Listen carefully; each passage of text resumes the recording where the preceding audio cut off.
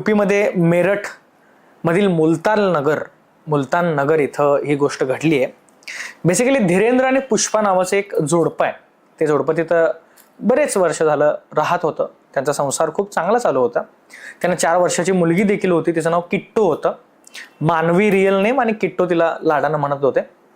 ती लहान मुलगी आहे, तिच्यावरती पूर्णपणे हा सगळा घटनाक्रम घडलाय.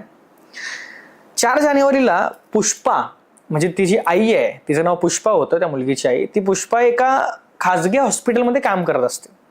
त्यामुळे तुम्हाला माहिती आहे, हॉस्पिटलचं काम असेल तर रात्री अवरात्री वगैरे जावं लागतं, त्या पेशंट्सना ट्रीट करावं लागतं.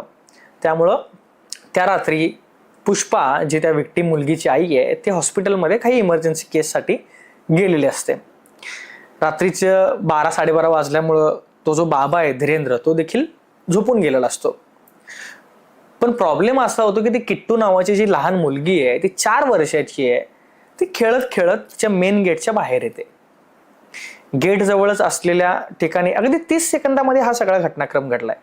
30 सेकंदासाठी फक्त ती मुलगी बाहेर येते आणि बाहेर आल्या आल्या तो जो सीसीटीव्ही मध्ये तुम्ही एक फुटेज बघितला असाल मगाशी, की तो एक पुरुष येतो, तिला काहीतरी गोड बोलतो, तिला काहीतरी खाऊ देतो किंवा चॉकलेट देतो किंवा काहीतरी आमिष दाखवून, लालच दाखवून त्या मुलगीला आधी एक साईडला घेऊन जातो आणि त्यानंतर तिला उचलून घेऊन जातो.